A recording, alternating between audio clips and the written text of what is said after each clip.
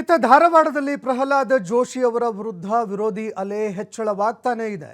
ದಿಂಗಾಲೇಶ್ವರ ಶ್ರೀ ಗಡುವಿಗೆ ಇದೀಗ BJP high command ಏನಾದರೂ ಮಣಿಯತ್ತಾ ಅನ್ನುವಂತಹ ಪ್ರಶ್ನೆ ಕೂಡ ಈಗ ಎದುರಾಗ್ತಾ ಇದೆ.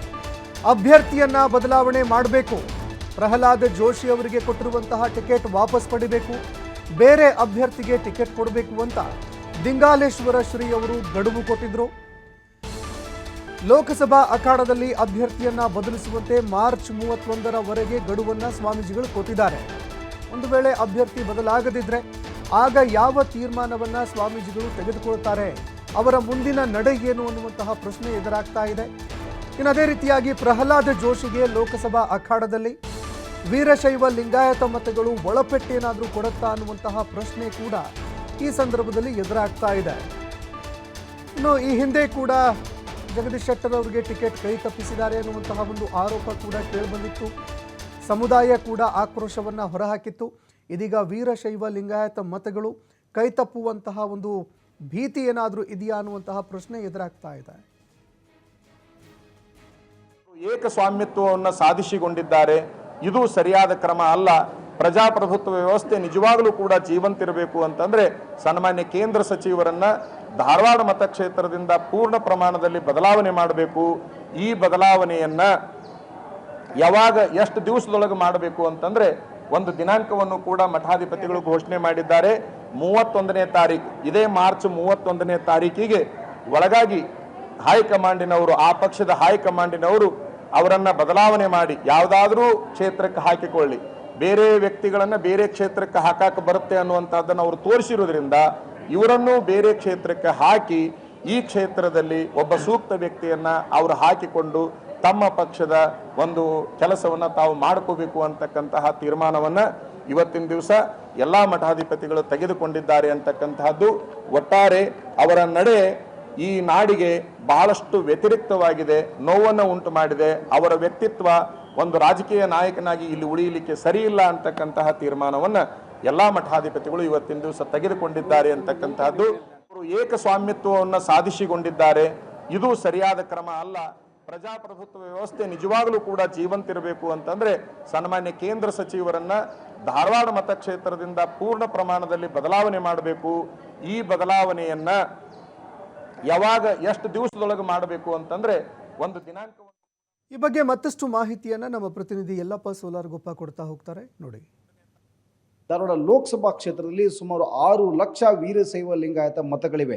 ಇಂತಹ ಲಿಂಗಾಯತ ನಿರ್ಣಾಯಕ ಇರುವಂತಹ ಕ್ಷೇತ್ರದಲ್ಲಿ ಪ್ರಹ್ಲಾದ್ ಜೋಶಿ ಅವರಿಗೆ ಟಿಕೆಟ್ ಕೊಡ್ಲಿಕ್ಕೆ ಹೋಗ್ಬಿಡಿ, ಯಾರಾದರೂ ಸೂಕ್ತ ಅಭ್ಯರ್ಥಿಗೆ ಟಿಕೆಟ್ ಕೊಡಿ ಅಂತೇಳಿ ಇಲ್ಲಿ ಮೇಲಿಂದ ಮೇಲೆ ಬಿಜೆಪಿ ಹೈಕಮಾಂಡ್ಗೆ ಒತ್ತಡ ಹಾಕುವಂತಹ ಕೆಲಸ ಆಯಿತು.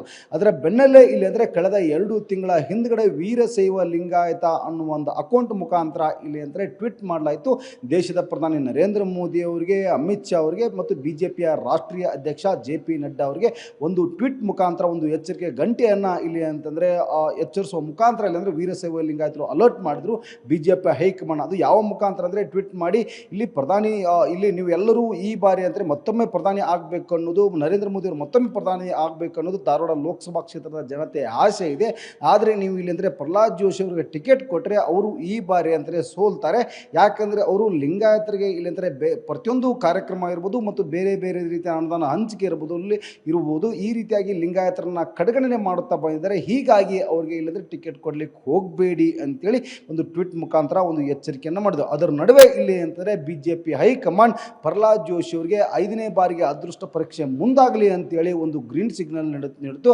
ಪ್ರಹ್ಲಾದ್ ಜೋಶಿ ಅವರಿಗೆ ಒಂದು ಸಿಡಿಲು ಬಡಿದೆ. ಅದು ಏನು ಅಂತಂದರೆ ಸಿರ್ಹಟ್ಟಿ, ಗದಗ ಜಿಲ್ಲೆಯ ಸಿರ್ಹಟ್ಟಿಯ ಒಂದು ಫಕೀರ ದಿಂಗಾಲೇಶ್ವರ ಸ್ವಾಮೀಜಿಗಳು ಸೇರಿದಂತೆ ನಿನ್ನೆ ಹುಬ್ಬಳ್ಳಿಯ 3000 ಮಟ್ಟದಲ್ಲಿ ಒಂದು ಚಿಂತನ ಮಂಥನ ಸಭೆ ನಡೆಸ್ತಾರೆ. ಸಭೆ ನಡೆಸಿ ಇಲ್ಲಿ ಅಂದರೆ ಮಾಧ್ಯಮಗಳಿಗೆ ಒಂದು ಮಾಹಿತಿಯನ್ನು ಕೊಡ್ತಾರೆ ದಿಂಗಾಲೇಶ್ವರ ಶ್ರೀಗಳು. ಅದು 3 ಪುಟಗಳುಳ್ಳ ಸುಮಾರು 100 ಪ್ರಶ್ನೆಗಳನ್ನು ಇಲ್ಲಿ ಅಂದರೆ ಹುಟ್ಟಿ ಹಾಕ್ತಾರೆ. ಪ್ರಹ್ಲಾದ್ ಜೋಶಿ ಅವರು ಇಲ್ಲಿ ಕೇಂದ್ರ ಮಂತ್ರಿ ಆದ ನಂತರ ಲಿಂಗಾಯತರನ್ನ ಯಾವ ಮಟ್ಟಿಗೆ ತುಳಿತಿದ್ದಾರೆ ಅನ್ನೋದು ಮುಖಾಂತರನೇ ಇಲ್ಲಿ ಅಂತಂದರೆ ದಿಂಗಾಲೇಶ್ವರ ಶ್ರೀಗಳು 3 ಪುಟಗಳಲ್ಲೇ ಇಲ್ಲಿ ಅಂದರೆ ಪ್ರಶ್ನೆಗಳನ್ನು ಸುರಿಮಳೆನೇ ಇಲ್ಲಿ ಅಂದರೆ ಸಿಡಿಸ್ತಾರೆ. ಒಂದು ಗಡುವನ್ನು ನೀಡ್ತಾರೆ. ಆ ಗಡುವು ಏನು ಅಂದರೆ ಇದೇ 31ರವರೆಗೆ ಹೈಕಮಾಂಡ್ಗೆ ನಾವು ಒಂದು ಎಚ್ಚರಿಕೆಯನ್ನು ಕೊಡ್ತೀವಿ. BJP high command ಎಚ್ಚೆತ್ತುಕೊಳ್ಳಬೇಕು.